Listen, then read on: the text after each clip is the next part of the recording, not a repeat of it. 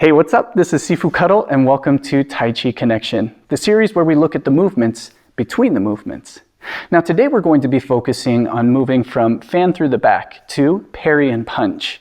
And though the transition itself does a lot on its own, there are a couple of details that you'll need to really pay attention to as you do this because it is a very unique transition. Now, one of the things that I want you to look at is paying attention to the timing of your hands and feet together. And then the other is the direction of motion of your arms, whether you're trying to move horizontal or you're trying to move vertical. So let's go get to work.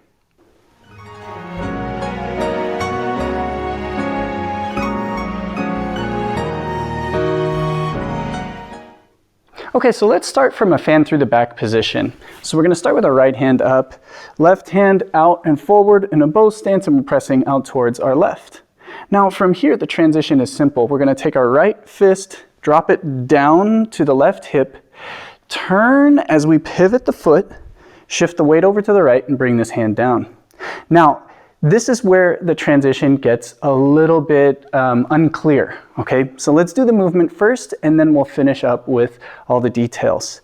From here, I'm going to shift back again, bring my hands up as I step forward, turn to parry, and then finish with the punch. Now, of course, you can finish with the push, but all I'm going to focus on today is up to the punch itself, okay? Now, let's first look at the timing of the footwork because this is easy in the first part as we shift, but in the second part where we're taking the steps, it's very easy to put too much weight on our front foot as we go for the punch itself. Okay, so again, from our fan through the back position, I'm just going to turn as I drop the hand down to the hip, keeping this hand up, shifting back so that I can lift my foot. So this is your first thing you want to make sure you can do is lift and raise your right foot. And we're just simply going to turn it so that when we step to a bow stance, this is at our proper 45. So you don't have to make a huge lifting step here, just step so that you can be in the correct position.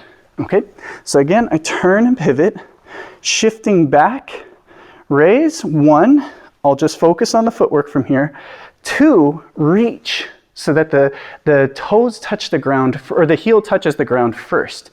So I just want to reach that foot forward, and then shift and let the toes drop. Okay, so again, if I'm facing this way, I'm going to turn, shift back, change my foot position, 1, shift forward, 2, heel touches first, then the toes, and then I'm going to complete the turn for that parry, and then I can shift forward for the punch itself. Okay? Now, let's work the hands with it. Again, pay attention to the feet as you do this, because again, it's very easy for us to overstep and then be weighted on our front foot before we even turn for the parry, and then there's no power from driving from that back leg for our punch. And that's really what we want to get out of this technique. Okay, so again, I'll start from my fan through the back. I'm going to drop the hand, my right hand comes down, fist at the waist, left hand stays over as I turn. Now the left hand comes down as I shift back. As I turn the foot, the hand is going to come up, and we want this to be a horizontal motion. Don't think of rolling it and straight down here. We want to think of it as if somebody's grabbing our hand and we're releasing the grab. Okay, so you can also think of this as a block, but don't put too much energy into it that you're also now trying to go too far out to the side. We're just turning the hand over. That's all we're doing. Okay, so again, from here, I shift. Now, hand and foot together, 1. Now, as I come forward, my hand will match my ear, or match up to the ear as the foot comes next to the other foot. And then I'll step forward, heel first, toes come down, and then this hand goes vertically, okay? If I'm facing towards you, at this part, you'll notice very much that this hand is traveling horizontal, and then this hand is going to travel vertical, almost like I'm chopping down. Once I arrive at that center point, I'm extended, then I finish by turning my waist. You don't need to turn too far away.